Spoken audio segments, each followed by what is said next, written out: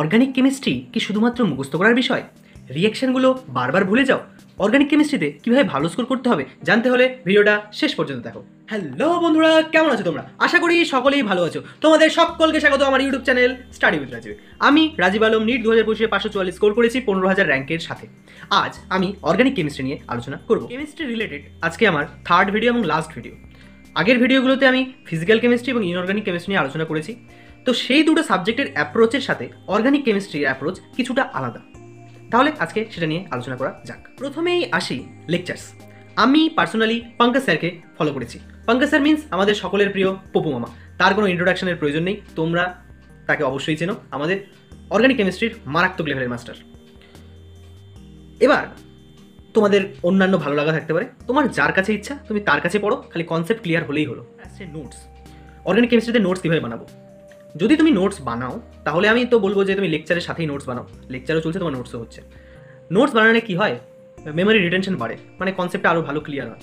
এবং স্যার লেকচারের সাথে সাথে অনেক কোয়েশ্চেন প্র্যাকটিস করায়, ওগুলো কোয়েশ্চেনগুলো সলভ করো। এবং স্যার কিছু কিছু কোয়েশ্চেন বলবে যেটা খুব ইম্পর্টেন্ট বা এটা আলাদাভাবে লিখে রাখো, সেটাকে তুমি নোটসে মার্ক করে রাখিও যে এই কোয়েশ্চেনটা ইম্পর্টেন্ট বলেছিল এই হিসাবে। আর প্রথমবার তুমি রিভিশনের সময় তুমি কমপ্লিট নোটস ফলো করতেছো, কিন্তু পরবর্তী রিভিশনগুলোতে কিন্তু এই কমপ্লিট নোটস ফলো করার সময় থাকবে না। তুমি একটা রিয়াকশন কপি স্যার বলেছিল, তো সেই হিসেবে ওটা বানিয়ে ফেলো। মানে স্যার অর্গানিক কেমিস্ট্রিতে লেকচার যখন তোমার ওই হাইড্রোকার্বন তারপরে পৌঁছাবে, hydrocarbon, hello alkane, hello Haerin, alcohol, phenol, তার আগেই স্যার বলে দিবে যে এমন একটা খাতা তৈরি করো যেখানে থাকবে একটা পেজে, তো এই সাইডে থাকবে রিয়াকশনের নাম, তারপরে রিয়েজেন্ট এবং ডাইরেক্ট মেথড, মানে এই রিয়াকশনে কী কী রিয়েজেন্ট ইউজ হয়েছিল এবং এই রিয়াকশনের ফলে কী তৈরি হয়েছে, এখান থেকে এটা একটা এরকম করে পেজে লিখবে। প্রতিটা চ্যাপ্টার দু তিনটা পাতায় সর্বোচ্চ কমপ্লিট হয়ে যাবে, বুঝলে? তাহলে প্রথমে যখন তোমরা লেকচার করতেছো ওর কমপ্লিট নোটস বানাও, কিন্তু পরবর্তী রিভিশনের জন্য একটা করে রিয়াকশন কপি তৈরি করে রেখো। বোর্ড লেভেলে মানে উচ্চ মাধ্যমিকের জন্য আমাদের কিন্তু যেগুলো পড়ানো হয় সেই বইতে অনেক রিয়াকশন দেওয়া থাকে। এত সব রিয়াকশন মনে করা একদম অসম্ভব হয়ে পড়ে। আমার 11-12 অর্গানিক কেমিস্ট্রি খুবই বাজে ছিল, একদম ভালো লাগতো না, এত কিছু মনে রাখা যায় নাকি। কিন্তু যখন আমরা নিটের জন্য প্রিপারেশন নিচ্ছি একদম কমপ্লিটলি এনসিআরটি ফলো করে, এনসিআরটিতে যেই কটা রিয়াকশন আছে সে কোটাই তার মধ্য থেকেই আসবে, বাইরের এক্সট্রা পড়ার কোনো প্রয়োজন নেই। সুতরাং যখন তুমি প্রথমেই রিয়াকশনটাকে মিনিমাইজ করে দিচ্ছ যে এই চ্যাপ্টার থেকে মাত্র এই কয়েকটা রিয়াকশনই পড়বো, তখন তোমার কাছে ওটা আরও সহজ হয়ে যাচ্ছে। আর পঙ্কজ স্যার একদম এনসিআরটি ওরিয়েন্টেড পড়ান, বাইরের কোনো ফালতু রিয়াকশন করেন না। হয়তো যেগুলো হয়তো একটা দুটো রিয়াকশন থাকতে পারে যেটা হয়তো প্রয়োজন, যেটা এনসিআরটি নেই কিন্তু প্রয়োজন, সেগুলো হয়তো করাতে পারে, কিন্তু বেশিরভাগ মানে 99% রিয়াকশন তোমার এনসিআরটি বেসডই থাকবে। যে রিয়াকশন মেকানিজম সেটাও কি মুখস্থ করবো যে কীভাবে কী হলো? তোমরা যখন প্রথমবার লেকচার করতেছো তখন স্যার রিয়াকশন মেকানিজমটা বোঝাবে যে এইভাবে এটা হলো, সেটা ঠিক আছে, কিন্তু পরবর্তী রিভিশনের ক্ষেত্রে কিন্তু এই মেকানিজমের প্রয়োজন নেই। জাস্ট ডাইরেক্ট মেথডটা জানো, মানে এটা এই রিয়েজেন্ট থাকলে এই প্রোডাক্ট তৈরি হবে ডাইরেক্ট। আর কিছু বিশেষ কয়েকটা রিয়াকশন আছে সেগুলো স্যার তোমাকে বলেই দিবে যে এই কয়টা রিয়াকশনে তোমার রিয়াকশন মেকানিজম লাগবে, তো সেটা আলাদা করে মেকানিজমটা লিখে রাখবে। ওই যে আমি শর্ট নোটস যেটা বললাম রিয়াকশন কপি, সেখানেই ওই রিয়াকশনের ওর মেকানিজমটা 3-4 লাইনে লিখে ফেলবে। কিন্তু ওটা খুবই কম, 99% রিয়াকশন তোমার ডাইরেক্ট মেথডে হয়ে যাবে, মানে এখান থেকে এটা খুবই কম রিয়াকশন ওরকম হবে যেটার জন্য মেকানিজম দরকার। শুরু করার সময় প্রথমের যে চ্যাপ্টারগুলো আছে সেগুলোতে খুব ভালো করে জোর দিও। মানে ধরো আইইউপিএসসি, দেন আইসোমেরিজম, দেন জিওসি। তো আইইউপিএসসি, আইসোমেরিজম অ্যান্ড জিওসি, এই তিনটাকে জিওসিই বলে, যদিও পিডব্লিউটা 3টা আলাদা পার্টে পড়ায়। এই 3টা চ্যাপ্টার কিন্তু খুবই ভালোভাবে করো। এগুলো চ্যাপ্টারে যদি উইক থাকে পরবর্তী চ্যাপ্টারগুলো তোমার খুবই প্রবলেম দেবে। যেমন তুমি আইইউপিএসসিতে কীভাবে কম্পাউন্ডের নামটা কী হবে সেটা জানবে, আইসোমেরিজমে তো একটা বা দুটো প্রশ্ন থাকে, কিন্তু জিওসিতে অনেক কিছু শেখার আছে।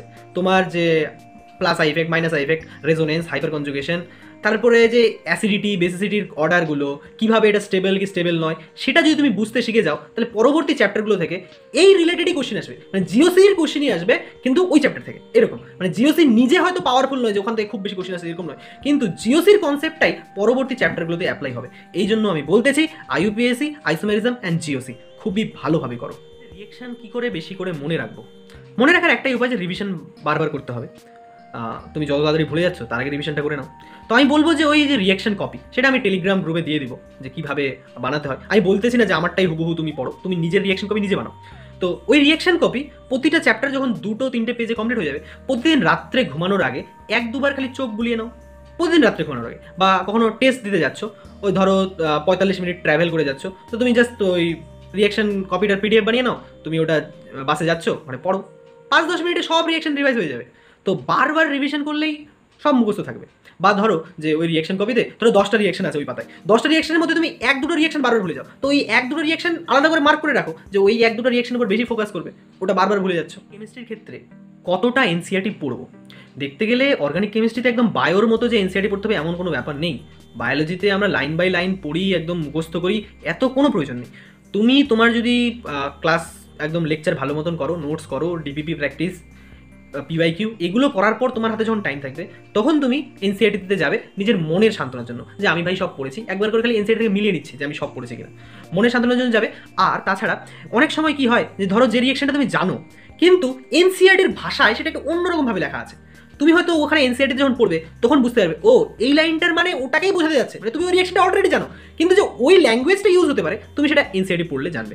তো 1-2বার পড়তেই পারো, কিন্তু আমি বলছি না যে একদম পুরো লাইন বাই লাইন মুখস্থ করতে হবে, 1-2বার পড়ো, তোমার যেহেতু কিছু কিছু লাইন মনে হয় সেগুলো মার্ক করে রাখো। যে এনসিইআরটি ব্যাক এক্সারসাইজ করবো কি করবো না, এনসিইআরটি ব্যাক এক্সারসাইজ অবশ্যই করো। মানে তুমি যেই টেস্ট সিরিজই ফলো করো দেখবে যে ওখানে যে অর্গানিকের কোশ্চেনগুলো আসছে পুরো হুবহু ওই ব্যাক এক্সারসাইজ থেকে তুলে দিচ্ছে। মানে বা অনেক সময় কি হয় যেমন ধরো এই রিয়েকশনে 2-3টা রিয়েজেন্ট থাকে, মানে এই রিয়েজেন্টের সঙ্গে এই রিয়েজেন্ট যুক্ত থাকে, কিন্তু দেখছো যে ওই সামনের রিয়েজেন্টটা নেই কিন্তু পরের রিয়েজেন্টটা আছে, ওটা দিয়ে তোমাকে রিয়াকশন করতে বলেছে, তখন তুমি হয়তো অবাক হয়ে যেতে পারো, হ্যাঁ এটাতে কীভাবে হবে, ওটা তো ওটা লেখা ছিল এখানে এটা আছে। তো তুমি যখন ওই ব্যাক এক্সারসাইজের কোশ্চেনগুলো করবে দেখবে যে ও এটা এটা থাকলেও এই প্রোডাক্টটা তৈরি হতে পারে, তাহলে এই ধরনের তোমার একটা ধারণা থাকবে। নাহলে তুমি কোশ্চেনে ভেবা জায়গায় খেয়ে যেতে পারো, হ্যাঁ এখান থেকে তো আমি এটা পড়েছিলাম যে এই রিয়েজেন্ট থাকলে এটা হতে পারে, অন্য কোনো রিয়েজেন্ট থাকলে হতে পারে না। তুমি ওই ব্যাক এক্সারসাইজ করতে গেলে জানবে যে অন্য রিয়েজেন্ট বা ধরো ওই রিয়েজেন্টের যে থার্ড পার্টটা ছিল ওটা দিলেও ওই রিয়াকশনটা হয়ে যাচ্ছে, তো সেটা সম্পর্কে একটা তোমার ভালো অভিজ্ঞতা হবে। আর ডাইরেক্ট ওখান থেকে কোশ্চেন চলে আসতেছে রিভিশন। আমি রিভিশন কিভাবে করব, ব্যাপারটা হচ্ছে অর্গানিক কেমিস্ট্রিতে রিভিশন খুবই প্রয়োজন। যদি 1 সপ্তাহ রিভিশন না দাও তবে ভুলে যাবে, তো বারবার রিভিশন খুব প্রয়োজন আছে। তো পঙ্কজ স্যার জিনিসটা যে করে কিছু রিয়াকশন দেখবে A to Z করায়, মানে A থেকে B, B থেকে C, C থেকে D এইভাবে। আর এটা যখন করায় ধরো তোমার অ্যালকোহল, ফেনল, ইথার এই চ্যাপ্টারটা করাচ্ছে, কিন্তু যখন স্যার এই ধরনের কোশ্চেন দেবে A থেকে B তখন দেখবে আগের চ্যাপ্টারগুলোর থেকেও কিছু রিয়াকশন ওর মধ্যে ইনক্লুডেড করা আছে, মানে ওই যে প্যাটার্নটা তার মধ্যে কয়েকটা রিয়াকশন আগের চ্যাপ্টার থেকে, তাহলে ওই ধরনের কোশ্চেন করলে আগের চ্যাপ্টারটা তোমার রিভিশন হতে থাকবে এই হিসাবে। ওই জন্য স্যার যেগুলো ক্লাসে যে কোশ্চেনগুলো করাচ্ছে সেটার উপর ফোকাস করো, সেই কোশ্চেনগুলো করো। আর কিছু স্যার হোমওয়ার্কও দেয় যে এই কোশ্চেনগুলো হোমওয়ার্কগুলো স্যার যেটা যেটা বলছে একদম তোমার ফ্যাকাল্টি যে টিচার আছে তাকে একদম ব্লাইন্ডলি ফলো করো, গুরুকে গুরুর মর্যাদা দাও, বুঝলে? তুমি যখন টিচারকে তার মর্যাদা দিবে ওই হিসেবে শ্রদ্ধা করবে, টিচারকে এবং ব্লাইন্ড ফেইথ রাখবে, তখনই তোমার কিন্তু সিলেকশন হবে। মানে টিচারের উপর ডাউট করিও না, স্যার তোমার থেকে অনেক ভালো জানে। শর্ট নোটস 2 ধরনের আলোচনা হলো, মানে এক ধরনের শর্ট নোটস যেটা হচ্ছে রিয়াকশন কপি, যেটা তুমি hydrocarbon, hello alkane, hello arene, alcohol, phenol, ether এই চ্যাপ্টারগুলো বানাবে, প্রতি 2-3 পেজে পুরো চ্যাপ্টার কমপ্লিট হয়ে যাবে। আর সামনের পোর্শনগুলো যেগুলো হচ্ছে তোমার আইসোমেরিজম, আইইউপিএসসি, জিওসি এগুলোর কিন্তু শর্ট নোটস আলাদাভাবে বানাবে, মানে একটা পেজের মধ্যে বা 1-2 পেজের মধ্যে কনসেপ্টগুলো ছোটো ছোটো আকারে মানে লিখে রাখবে। মানে অনেক সময় ভাস্ট মনে হয় যে অনেক যদি বড় জিনিস থাকে তো আমাদের মাথা থেকে বেরিয়ে যায়, কিন্তু সব কিছু যদি তোমার হাতে একদম থাকে একদম মনে হয় ও এইটুকু, তাহলে খুব ইজি মনে হয়। তো এটা করতে পারো যে এগুলোর কিন্তু একদম প্রপার শর্ট নোটস দরকার। এই সামনের চ্যাপ্টার 15টা কোশ্চেন আসবে, সেই 15টা কোশ্চেনের মধ্যে 7-8টা কোশ্চেন তোমার ওই রিয়াকশন কপি থেকেই হয়ে যাবে। এটা বাদে আর কিছু কোশ্চেন আসছে যে ওই আইসোমেরিজম থেকে বা জিওসি থেকে, স্টেবিলিটি, অ্যাসিডিটির অর্ডার, বা টেস্ট রিলেটেড যে এটা থেকে এটা তুমি কিভাবে আলাদা করবে, কোন টেস্ট করলে ভালো হয়। বা এবারে যে লাস্টে একটা চ্যাপ্টার আছে বায়োকেমিস্ট্রি, বায়োকেমিস্ট্রিতে আছে ভিটামিনগুলো, বা তুমি যে বায়োমলিকিউল পড়েছো না ওই বায়োকেমিস্ট্রিতে প্রায় সিমিলার, বেশি খুব একটা পার্থক্য নেই, তবে ওখানে একটু কিছু অনেক কিছু মনে রাখতে হয়, তো সেগুলো চেষ্টা করবে। ওই বায়োমলিকিউলসটা ভালো করে করলে এটাও হয়ে যাবে। আর এখানে ওই ভিটামিনের চার্টটা ভালো করে পড়বে, ওই ভিটামিনের চার্টটা অনেক সময় ওই ভিটামিন B1, B2, B3 এগুলোর নামগুলো একটু উল্টাপাল্টা হয়ে যায়, মানে একই একই ধরনের, বা কোন রোগ হয় ওই জায়গাটা। তো এইভাবেই করো, আরও যদি ভবিষ্যতে কিছু আপডেট দেওয়ার থাকে আমি অবশ্যই দেবো। কোশ্চেন প্র্যাকটিস, কী কোশ্চেন প্র্যাকটিস করবো? ক্লাস নোটস কোশ্চেন, তারপরে ডিবিপি, তারপর প্রিভিয়াস ইয়ার কোশ্চেন, যেই মেন্স কোশ্চেন। তোমরা যদি ভালো মতো লক্ষ্য করো তখন দেখবে যে পঙ্কজ স্যার প্রতিটা চ্যাপ্টার শেষে 1টা বা 2টো লেকচার এরকম রাখেন যে সেখানে সব নিটের পিওয়াইকিউ এবং যেই মেন্সের পিওয়াইকিউ করিয়ে দেন, তো তোমরা সেটা ফলো করতে পারো। কেননা বাইরে থেকে যেই মেন্সের পিওয়াইকিউ যখন করতে যাও সেটা তোমার কাছে ইররিলেভেন্ট হতে পারে, কিন্তু স্যার ওই যে লেকচারে যেই কোশ্চেনগুলো নেন সেটা তোমার জন্য একদম রিলেভেন্ট হবে। তো সুতরাং বাইরে থেকে কোশ্চেন করার আগে তুমি ওই লাস্ট 2টো লেকচারে নিটের পিওয়াইকিউ এবং যেই মেন্সের পিওয়াইকিউ করে নিও, আর এটাই মেন। এরপরে তোমার যদি ইচ্ছা হয় তুমি অন্য কোনো বই লাগাতে পারো, ঠিক আছে?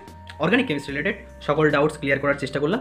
যদি কোনো কিছু আমার ছুটে যায় তাহলে তোমরা ওটা কমেন্ট করো, আমি রিপ্লাই অবশ্যই দেবো। আর ওই যে শর্ট নোটসগুলো, রিয়াকশন কপি, সেগুলো আমি গ্রুপে আপলোড করাই আছে সম্ভবত, আমি আবার আপলোড করে দেবো হয়তো। তোমরা দেখে নিও। ওই নিচে গ্রুপের লিঙ্ক দেওয়া থাকবে ডিসক্রিপশন বক্সে, সেখান থেকে তুমি জয়েন হয়ে যেতে পারো। তবে আমি বলবো যে এগুলো খালি দেখার জন্য, মানে এটাকে জাস্ট তোমাকে হুবহু করতে হবে এমন নয়, তুমি এখান থেকে আইডিয়া নিয়ে নিজে তৈরি করিও। আর কেমিস্ট্রি রিলেটেড এটাই আমার last video, physical, inorganic and organic. তিনটার অ্যাপ্রোচ সামান্য আলাদা। ফিজিক্যালে যেখানে তোমাকে প্র্যাকটিস অনেক বেশি করতে হবে, ইনঅর্গানিকের ক্ষেত্রে তোমার নোটসের উপর ফোকাস করতে হবে, আর অর্গানিকের ক্ষেত্রে রিভিশনের উপর ফোকাস বেশি করতে হবে। দেখো যে নিটের ক্ষেত্রে প্রতিটা সাবজেক্টকে কিন্তু যদি আমি ইকুয়াল টাইম দিই তাহলে কিন্তু হবে না, কাউকে বেশি টাইম দিতে হবে, কাউকে একটু কারো কাছ থেকে টাইম বের করতে হবে, কিন্তু ইম্পর্টেন্স সবাইকে দিতে হবে। যেমন আমি যদি এখানে অর্গানিক এবং ইনঅর্গানিক থেকে কিছুটা সময় যদি বাঁচাতে পারি, সেই টাইমটা আমি ফিজিক্স এবং ফিজিক্যাল কেমিস্ট্রি দিতে পারবো। মানে এরকম নয় যে শুধু আমি ফিজিক্সে শুধু প্র্যাকটিস করে যাচ্ছি, এবার টাইমটা আমাকে ম্যানেজ করতে হবে। এই বাকি সাবজেক্টগুলোকেও সমান ইম্পর্টেন্স দিতে হবে, কিন্তু টাইমটা নিয়ে খেলা। এখান থেকে যদি আমি কিছু টাইম বার করতে পারি, আমি সেখানে ইনভেস্ট করতে পারি, বা যেটা তোমার উইক সাবজেক্ট, যেখানে বেশি টাইম দেওয়ার প্রয়োজন মনে হচ্ছে, তুমি সেখানে দিতে পারো। এই জন্য শুধুমাত্র টাইম ইনভেস্ট করার সঙ্গে সঙ্গে টাইম কোথা থেকে বাঁচাতে পারো সেটাও লক্ষ্য রাখতে হবে। আর একইভাবে আমি সাবজেক্ট ওয়াইজ স্ট্র্যাটেজি ভিডিওগুলো কমপ্লিট করলাম। যদিও আমার এগুলো ভিডিও বানাতে একদম ইচ্ছা ছিল না, যে ফালতু যে নিট অ্যাসপিরেন্ট তার এগুলো ভিডিও দেখার প্রয়োজন হয় না, সময়ের সাথে সাথে ও নিজেই বুঝে যায় ওর জন্য কোনটা ঠিক। ঠিক আছে, কোনো ডাউট থাকলে অবশ্যই কমেন্ট করিও। ভিডিওটা ভালো লাগলে একটা লাইক, কমেন্ট, সাবস্ক্রাইব করে দিও। যুক্ত থাকো চ্যানেলটার সঙ্গে। ভালো থাকো, ধন্যবাদ।